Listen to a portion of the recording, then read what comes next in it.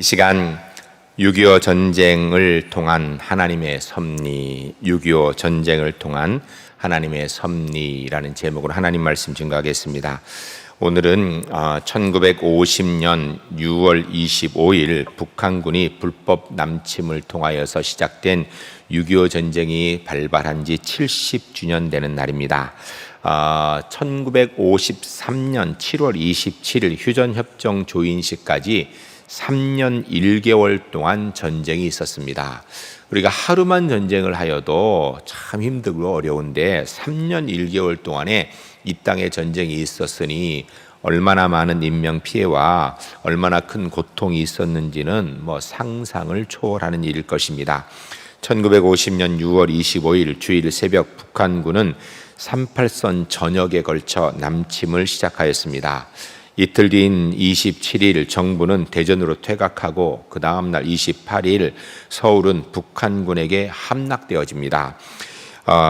전쟁이 바로 시작된 북한이 침략했다는 이야기를 듣자마자 미국은 25일 유엔 안전보장이사회를 긴급 소집합니다. 이때 정말 하나님의 은혜로 소련이 불참합니다. 소련이 참석을 했으면 상태가 심각했을 때 소련이 불참하여져서 유엔군이 대한민국을 돕기로 결정합니다.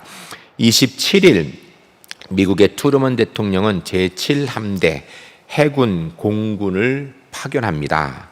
그리고 28일 도쿄에 상주하고 있었던 미국 극동군 사령관인 메가던 원수가 한국 전선을 시찰하고 나서 이게 공군이나 해군만 파견할 문제가 아니라 지상군이 필요하다고 미국 국무성에 지상군 파견을 요청하게 됩니다. 그러는 과정 가운데 정부는 대전에서 다시 대구에서 다시 부산으로 옮기게 됩니다.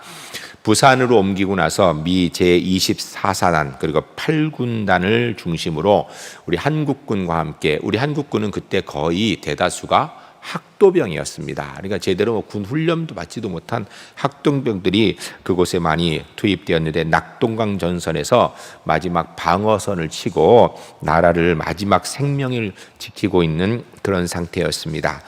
그런데 그때 메가더 장군이 인천 상륙작전을 제안하게 됩니다. 그런데 그것을 아무도 지원해 주지 않았습니다. 왜냐하면 성공할 확률이 거의 없기 때문이에요.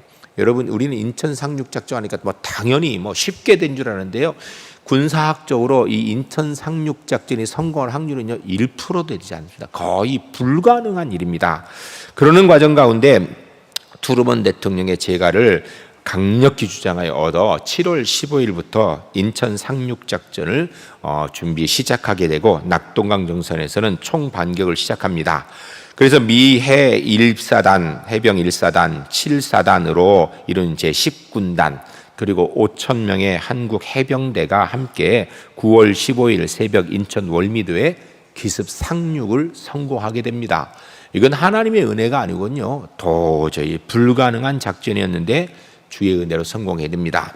결국 일천을 탈환하고 서울을 탈환하고 미국 제7사단이 남진하고 북상하는 유엔군과 함께 오산에 합류합니다. 그로 인하여서 이 중간에 남한강 이남에 있었던 북한군들은 패주하여서 북으로 돌아가지 못하게 되니까 산악 속에서 게릴라전을 펼치게 되는 것입니다. 9월 28일 빼앗겼던 지 3개월 만에 서울을 드디어 수복하고 북상하게 됩니다. 10월 1일 한국군 최초로 38선을 돌파해 북진하게 됩니다. 그리고 26일 날 미국 제14단이 한국군을 지원하는 가운데 10월 평양을 거쳐 압록강에 이르게 되고 11월 두만강을 눈앞에 두게 됩니다. 두만강까지 가게 되면 우리나라가 통일이 되는 것인데, 그런 가운데 10월 24일 뜻하지 않은 일이 발생합니다. 한국군 제6사단이 청천강 상류 운산에서 뜻하지 않은 중국군의 포위가 됩니다. 이것을 구출하기 위해서 미 제1기병사단이 투입되었는데 26일 미 제1기병사단도 포위되게 됩니다. 왜냐하면 중국군이 한두 명의 곳이 아니라 4개 군단 약 50만 명이 밀려오니까 도저히 숫자에 밀려서 어쩔 수 없이 포위되어져서 밀리게 됩니다. 그런 가운데 12월 26일 북한군은 다시 38선을 넘어 남진하게 됩니다. 1951년 1월 4일 북한군은 서울을 재점령하게 됩니다. 이것이 바로 우리가 알고 있는 일사후퇴입니다. 그리고 1951년 1월 25일 유엔군은 재반격을 시작합니다. 2월 10일 인천과 김포를 탈환하게 되고 3월 24일 38선을 다시 돌파합니다. 그런 가운데 메가더 장군은 이 전쟁을 끝낼 수 있는데 끝내지 못하게 한 중국 본토를 폭격해야 된다고 미국 정부와 함께 이야기를 하는데, 미국 정부에서는 빨리 종전을 원하기 때문에 찬성을 하지 않습니다. 결국 중국 폭격을 주장한 메가더 장군은 4월 11일 날 해임되게 됩니다. 일주일 뒤에 후임으로 리지웨이 유엔군 사령관이 오게 되고, 그가 북한군 사령관 김일성과 중국군 사령관 팽더회의와 함께 휴전회담을 제안하게 되고, 휴전회담이 오래 끌게 됩니다. 그 중에 1953년 7월 27일 현재 군사 분계선 경계를 하여서 38선이 그어지게 되고, 이곳을 중심으로 이제 남과 북이 휴전이 되어지는 전쟁 휴전 상태에 들어가게 됩니다. 3년 1개월의 전쟁을 그곳에서 휴전하게 된 것입니다. 그러니까 우리는 아직 전쟁이 끝난 게 아니고요, 휴전 상태에 있습니다. 6.25 전쟁을 살펴보면 여러분 그 속에 하나님의 섭리가 들어있음을 우리가 알 수 있습니다. 첫 번째 따라하겠습니다. 6.25는 이 땅을 향한 하나님의 징계입니다. 여러분, 뭐라고 이야기해도 전쟁은 무서운 것입니다. 절대로 이 땅에 다시는 일어나서는 안 되는 것 같은 것이 6.25 전쟁입니다. 그런데 우리가 지난 역사를 이렇게 돌아보고 성경을 비추어 보게 되면 이 6.25 전쟁은 하나님의 징계의 수단이었습니다. 6.25는 하나님이 택하신 이 민족을 정화하시고자 하는 하나님의 뜻이 그곳에 들어있는 것입니다. 우리가 오늘 보면 16절 말씀을 함께 읽겠습니다. 읽으실 때에 하나님께서 왜 이스라엘을 징계하셨는가, 왜 우리에게 6.25를 통해 징계하셨는가 생각하며 같이 읽겠습니다. 무리가 나를 버리고 다른 신들에게 분향하며 자기 손으로 만든 것들을 절하였은즉 내가 나의 심판을 그들에게 선고하고 그들의 모든 죄악을 징계하리라. 아멘. 오늘 본문에 유다 백성들이 재앙을 받는 이유가 뭔가? 예레미야 선지자를 통해서 하나님 하시는 말씀이 너희가 하나님 백성임에도 불구하고 하나님을 버리고 다른 신들, 손으로 만든 우상들에게 절하였기 때문이고 우상을 섬겼기 때문이다 라고 말씀하고 있습니다. 여러분, 이런 똑같은 사건이 우리나라의 교회에서 있었던 사실을 기억하십니까? 6.25는 전쟁을 넘어서 이 땅의 주인 되신 하나님의 심판 사건입니다.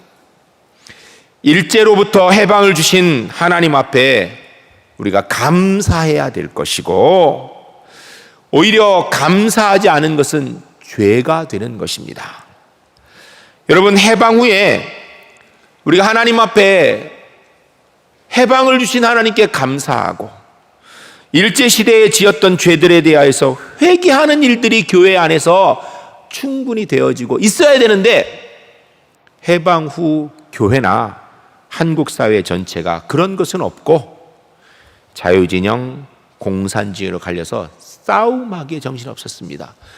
38선 2부는 공산, 38선 이남은 자유, 그게 아니고요. 38선 2부 그냥 공산주의였고 38선 이남은 자유진영인데, 여기 안에서 공산주의와 자유주의가, 이 민주주의가 서로 싸우느라고 정신이 없었습니다.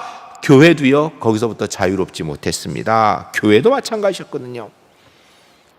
하나님의 은혜로 해방받았음에 대한 감사도 없었고, 한국교회가 일제시대 때 지었던 범죄에 대하여서 회개함도 없었습니다.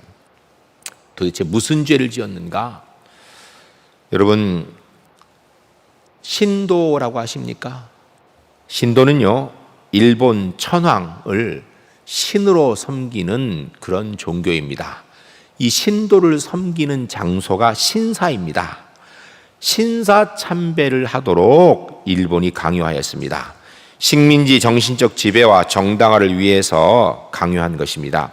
조선 총독부는 이 신사 참배를 확대하기 위해서 애를 썼지만 기독교계 사립학교의 반발로 번번이 좌절되었습니다. 그렇지만 일본은 무력을 동원하여서 신사참배를 강요하였습니다.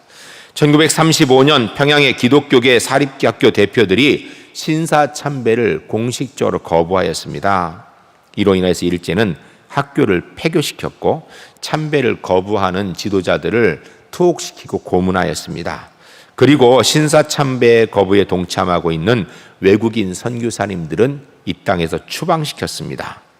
1938년 경찰력, 무력을 동원하여서 신사참배를 더욱더 압박하게 됩니다. 결국 교회들이 신사참배가 우상숭배가 아닌 사회문화적 문제라고 왜곡하게 되고 다수의 교단과 교회들이 신사참배에 응하게 됩니다. 1938년 2월 6일 평북노회, 그 당시에 전국에 23개 노회가 있는데 가장 큰 노회가 평북노회였습니다. 평북노회에서는 신사참배를 하기로 결의를 하였습니다. 23개 노회 가운데 이미 그 당시에 17개의 노회가 신사참배에 찬성을 하였고요. 가톨릭은 어땠는가? 2년 전인 1936년 이미 신사참배를 시행하고 있었습니다. 1938년 9월 19일 제27회 조선 예수교 장로회 총회, 이것이 바로 우리 교단의 전신입니다. 통합, 합동, 고신 다 이 예수교 장로 총회로부터 이렇게 다 나눠진 교단들이에요. 우리 교단의 전신입니다. 이 총회에서 신사참배를 공식 가결합니다. 그 내용을 이렇습니다. 아등은 우리들은 신사는 종교가 아니요 기독교 진리에 위반하지 않은 본의를 이해하고 신사참배가 애국적 국가의식임을 자각하며 또 이어 신사참배를 하여 비상시국하에 충후황국 신민, 그러니까 일본에게 충성하는 신민으로서 적성을 다하기로 함. 소화 13년 9월 10일 조선 예수교 장로회 총회장 홍택기, 이걸 결의하였습니다.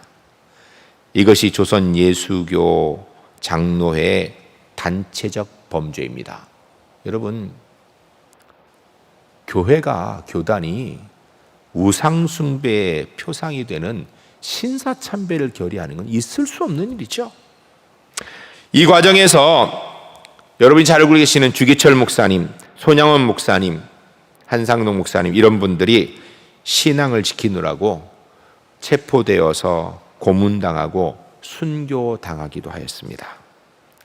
일제 치하에서 신사참배를 거부하느라고 200여 교회가 폐쇄되었고 2천여 성도가 투옥되었고 그 중에 50여 성도는 순교당하였습니다.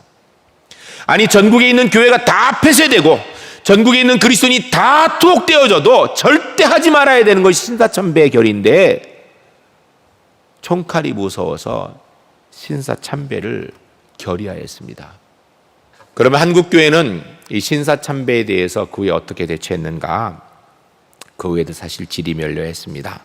그런데 1992년 6월 18일 우리 한국교회 지도자이신 한경직 목사님께서 종교계의 노벨상으로 불리는 템플던상 수상 자리에서 이렇게 고백하셨습니다.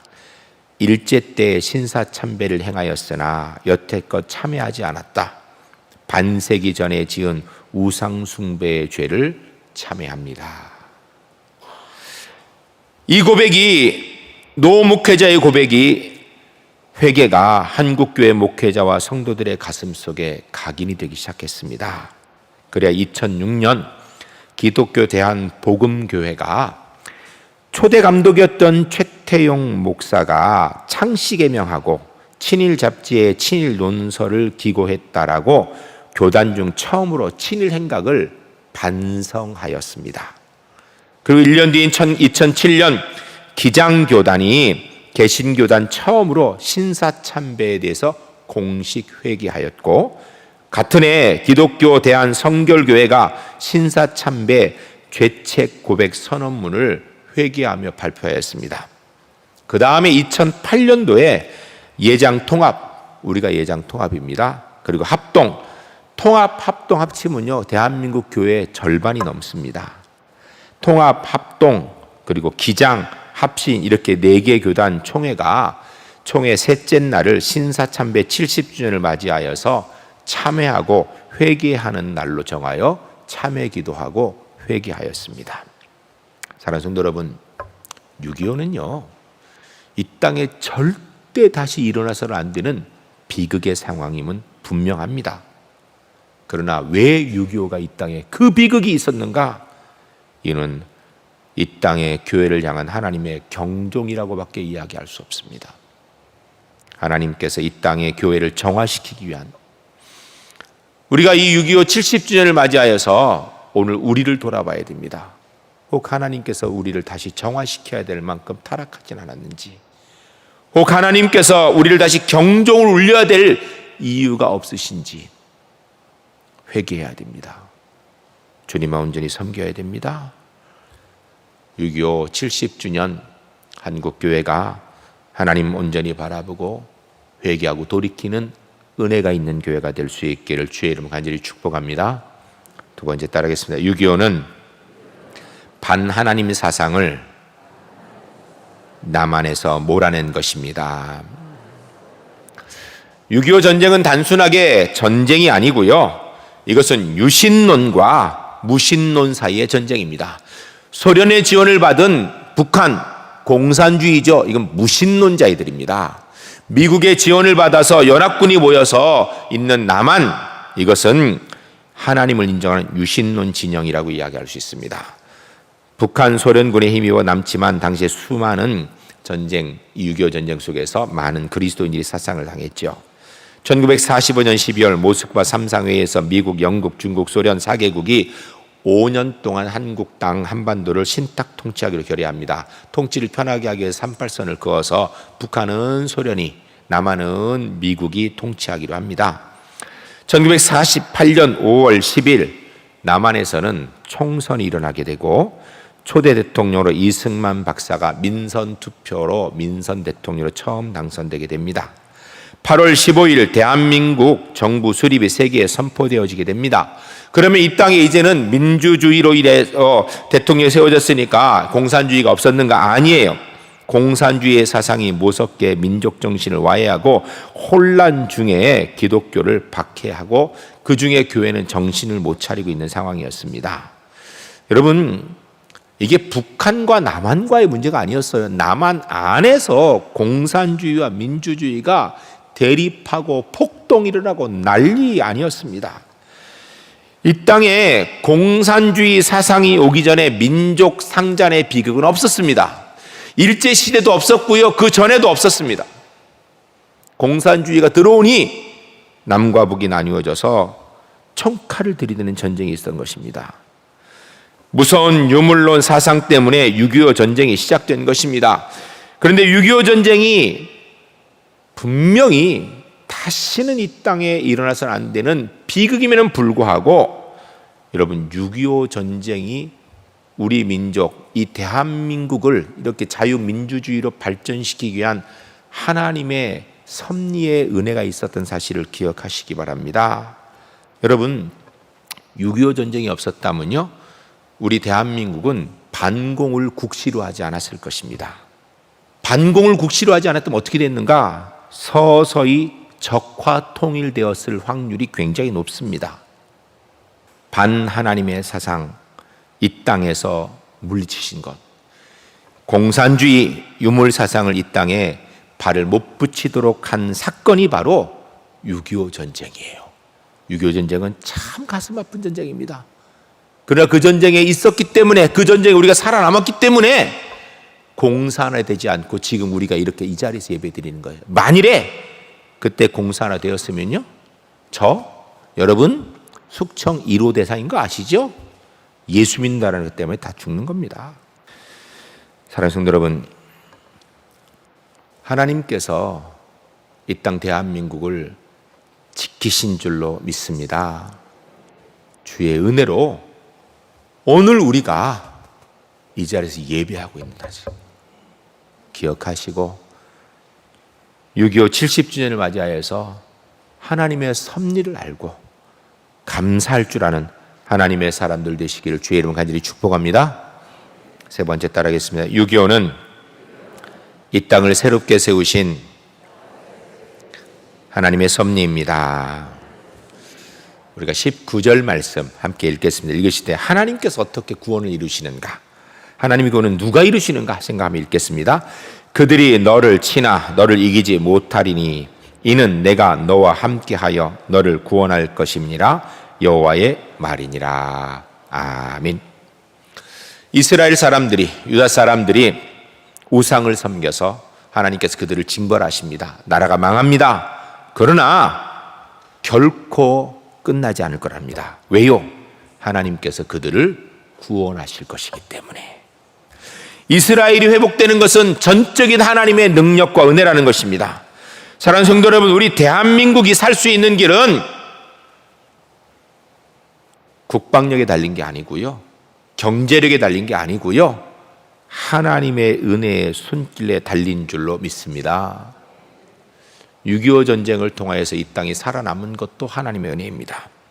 이 6.25 전쟁이 정말 비참한 상황인데 다시는 없어야 되는데, 이 전쟁을 통하여 우리에게 상상도 하지 못할 놀라운 은혜들이 있었습니다. 하나님의 섭리가 있었어요. 첫 번째는 아까 말씀드린 대로 자유민주주의의 수호입니다. 여러분, 세계 역사를 살펴보게 되면요, 한 나라 안에 공산진영과 민주진영이 서로 다툼이 일어나서 싸우는 가운데 민주진영이 승리하여서 민주주의를 그대로 유지한 나라는 굉장히 드뭅니다. 주로 어떻게 됐는가? 싸우면 공산주의가 이깁니다. 그래서 나라가 공산화가 돼요. 대표가 베트남, 라오스, 캄보디아 다 그런 거예요. 얼마나 무시무시한 일이든지 아시죠? 국민의 20%를 숙청해 죽였습니다. 그냥 안경만 써도 죽이고 다. 예수 믿는 사람 씨를 말렸습니다. 거기만 그랬는가? 여러분, 아프리카 지역을 지도를 보세요. 거기에 수많은 나라들이 민주진영과 공산진영이 싸울 때 어떻게 됐는가? 공산주의가 되었습니다. 동유럽의 수많은 나라들이 공산화되어졌죠. 거지 국가가 다 된 거예요. 자유민주주의 체제와 공산주의가 나라 안에서 싸우면서 자유민주 체제가 이겨서 민주주의 국가로 남은 대표적인 것이 대한민국이에요. 세계 역사에 그런 나라가 별로 없습니다. 하나님의 절대적인 은혜인 줄로 믿습니다. 지금 현재 대한민국은 어떤가? 경제 규모로 세계 10위, 수출로 5위, 국방력 7위, 경제, 사회, 문화, 의식에서 강국이고 당당한 선진국입니다. 절대적인 하나님의 은혜인 줄로 믿습니다. 하나님께서 합력하여 선을 이루시어 그 은혜로 오늘 대한민국이 세워진 것입니다. 여러분, 전쟁은 비참한 것입니다. 다시 이 땅에 있으면 안 됩니다. 그런 비참한 전쟁을 통하여서 하나님께서 우리나라를 버리신 게 아니고요, 오히려 합력하여 선을 이루어 지금 대한민국을 이루도록 인도해 주신 줄로 믿습니다. 이 나라 지켜나가는 길은요, 오직 하나님의 은혜 외에는 없는 줄로 믿습니다. 이 대한민국을 지키는 것은 정치인도 아니고 경제인도 아니고 국방력도 아닙니다. 오직 하나님의 은혜밖에 없는 줄로 믿습니다. 6.25 다시는 이 땅에 없어야 됩니다. 6.25는 상기해야 됩니다. 그러나 그 비극을 통하여서 하나님께서 오늘 대한민국을 이루신 섭리를 기억하며 감사하고, 우리가 우리 후손들에게 더 아름다운 나라를 물려주기 위하여서 정말 하나님 잘 섬기는 귀한 믿음의 은혜를 결단하는 날이 이 6.25 70주년 기념주일 예배가 될 수 있기를 주의 이름으로 간절히 축복합니다.